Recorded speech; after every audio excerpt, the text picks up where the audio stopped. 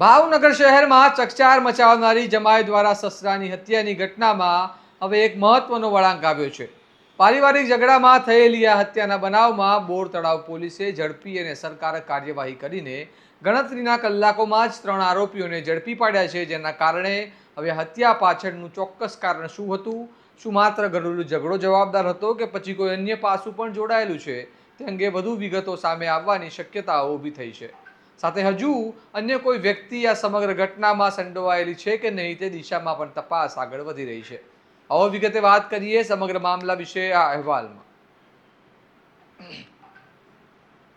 નમસ્કાર, હું ચિરાગ વર્ષાબેન, આપ જોઈ રહ્યા છો સ્વમાન. ભાવનગરના બોરતળાવ વિસ્તારની બેંક કોલોનીમાં રહેતા 52 વર્ષીય ગોરધનભાઈ દલસાણિયાના મોતના બનાવે સમગ્ર શહેરમાં ભારે ચકચાર મચાવી દીધી હતી.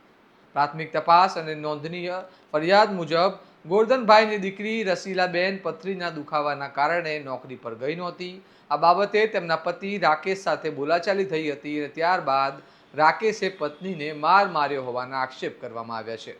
ગોરધનભાઈ નજીકમાં જ રહેતા હોવાથી દીકરીનો બચાવ કરવા માટે વચ્ચે પડ્યા હતા, પરંતુ ફરિયાદ મુજબ તે દરમિયાન ગોરધનભાઈ પર તેમના જમાઈ રાકેશ અને રાકેશની માસીની દીકરી પારુલ અને અન્ય સંબંધી કુંજલ દ્વારા હુમલો કરવામાં આવ્યો હતો.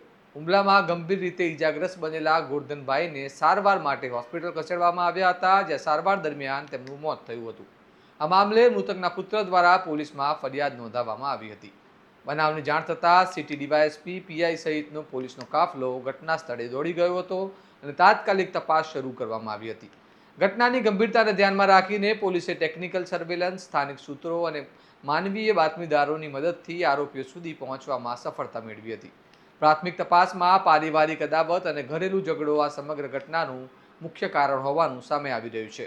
પોલીસે આ મામલે 3 આરોપીઓની અટકાયત કરી છે, જેમાં હત્યાના મુખ્ય આરોપી તરીકે ગોરધનભાઈના જમાઈ રાકેશ વનરાજભાઈ, રાકેશની માસીની દીકરી પારુલબેન અને રાકેશના સંબંધી કુંજલ ઉર્ફે હેતલબેન ઘનશ્યામભાઈનો સમાવેશ થાય છે. આ ત્રણેય સામે કાયદેસરની કાર્યવાહી હાથ ધરવામાં આવી છે અને હાલ તેમની પૂછપરછ ચાલી રહી છે. પોલીસ તપાસમાં હવે એ દિશામાં પણ ઊંડાણપૂર્વક તપાસ કરવામાં આવી રહી છે કે હત્યા પૂર્વ કોઈ ષડયંત્ર રચાયું હતું કે નહીં અને હુમલો પૂર્વ નિયોજિત હતો કે નહીં, અને આ સમગ્ર ઘટનામાં અન્ય કોઈ વ્યક્તિની સંડોવણી છે કે કેમ. ઘટનાએ ફરી એકવાર સમાજ સામે ગંભીર પ્રશ્ન ઊભો કર્યો છે કે પારિવારિક વિવાદો અને ઘરેલું ઝઘડાઓ ક્યારેક કેટલા ભયાનક અને જીવલેણ પરિણામ સુધી પહોંચી જાય છે.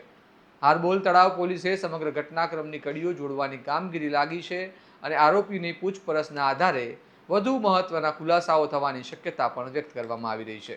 હવે જોવાનું રહેશે કે પોલીસ તપાસમાં હજુ કયા નવા તથ્યો સામે આવે છે અને ગોરધનભાઈ દલસાણિયાના મોત પાછળનું સંપૂર્ણ સત્ય શું બહાર આવે છે. આ મામલે તમારું શું કહેવું છે? શું સમાજમાં વધતા પારિવારિક વિવાદો અંગે વધુ જાગૃતિ અને સમજણની જરૂર છે? અમને કમેન્ટમાં જરૂર જણાવો અને આવા જ વિશ્લેષણવાળા સમાચાર માટે તમારા સ્વમાનને લાઇક, શેર અને સબસ્ક્રાઇબ કરવાનું ભૂલતા નહીં. નમસ્કાર.